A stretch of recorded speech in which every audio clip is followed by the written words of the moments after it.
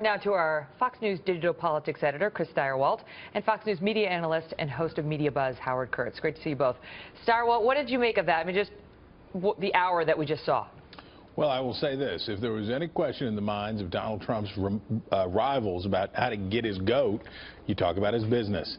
The stuff with the Trump steaks that weren't Trump steaks and the Trump water and the Trump this and the Trump that, that's how you get him. There isn't any merit in talking about conservative apostasies because his supporters, remember what we saw tonight. If there's one big takeaway tonight for Trump and his performance, he did poorly over the weekend in close contests where only Republicans could vote. He did fine tonight. He matched expectations in Mississippi and Michigan where they were open primaries and Democrats could come in. So you're not going to beat him talking about his conservative apostasies, but obviously it gets under his skin, and he does the whole sham wow routine as he's talking about his stuff out there on and on and on. So obviously that got to him.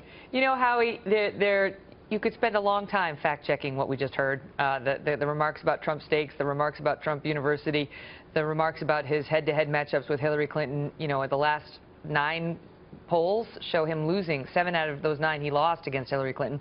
2 he won by a narrow margin. But the problem is, who's got the time or the energy? I mean, really.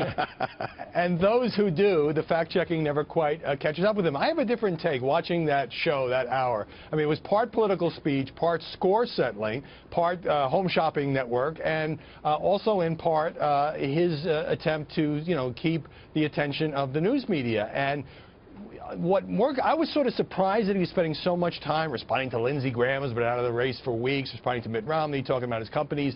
But it's not a canned political speech filled with prepackaged rhetoric. And I think some people find that refreshing. Look, the question going into tonight, Megyn, was, had Donald Trump peaked? He lost a couple of caucuses over the weekend. Was his act wearing thin? I think these victories in Michigan and Mississippi show that the answer is hell no. Is that true, Stirewalt? Can we conclude that from these victories tonight? Well, I think what we can conclude from these victories tonight is, number one, the open primary deal. When Democrats can vote, he does substantially better. There are more closed primaries ahead, so that could be more challenging. I think the other takeaway from tonight is Marco Rubio has some serious soul-searching to do ahead of the Florida primary. The exit polling suggests that, yes, Ted Cruz does in fact, or would have in fact, fared best against Donald Trump in a one-on-one matchup. Marco Rubio wants to stay into Florida, says he can beat him there. With the showing he had in Michigan, and John Kasich outperforming him substantially, it is going to be increasingly hard for him to make the argument that he should stay in, and Ted Cruz is going to be pushing him hard there. Howie, to your point about Trump and the media, and it was actually very funny, Brett pointed out that Simon Rosenberg, frequent guest on Fox News, had tweeted out, is Trump using a teleprompter? Which was tongue-in-cheek, which it was very clear he was not.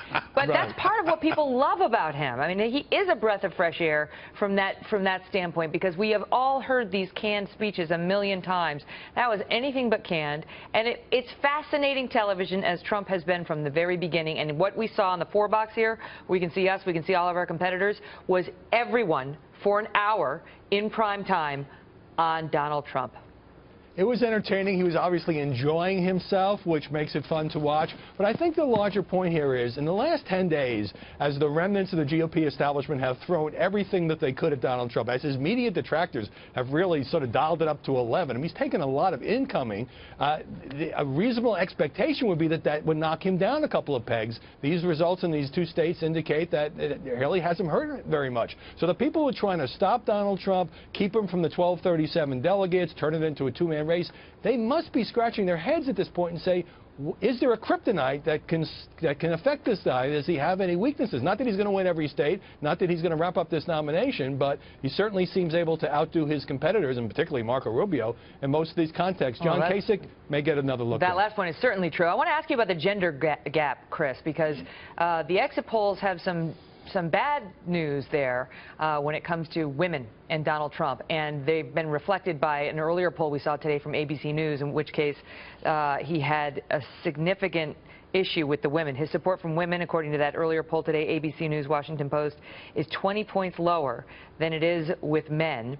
60% of Republican and Republican-leaning women say they would be dissatisfied with Trump. 45% say very dissatisfied. And tonight in the exit polls, we saw a significant gender gap as well, but by I think the same margin, 20 points, where the men, the Republican men, really love Trump, and the Republican Older men, women yep. not so much. Right. He does very well with older men. That's the key for Donald Trump's coalition. Unfortunately, when you get into the general election, here's the deal. There are more single women. The number of single women in America goes up. Generation women wait longer to marry now than they did before because they're more economically successful and independent.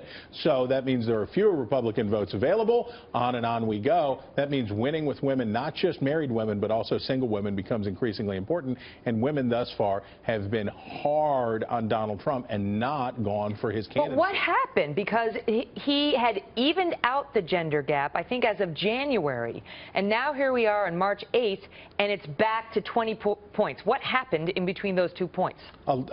8 million things happened in between those 2 points. We're talking about Donald Trump. A quadrillion things happened. He also talked about his little log cabin when he was on stage. I mean, what didn't happen since January? Brett is so glad that he's off camera right now. He's so glad. Go ahead, Howie. The insult fest that really degenerated between him and Marco Rubio certainly hurt Rubio because it seemed very out of character, but I think a lot of women have reacted differently to some of the more personal insults as they have ratcheted up. You know, he has turned around some of these negative numbers in the past, but Chris is right. This is a big obstacle for him, especially if he wins the nomination looking ahead to a fall election against a female candidate. Interesting. All right, guys, great to see you both. Thank you.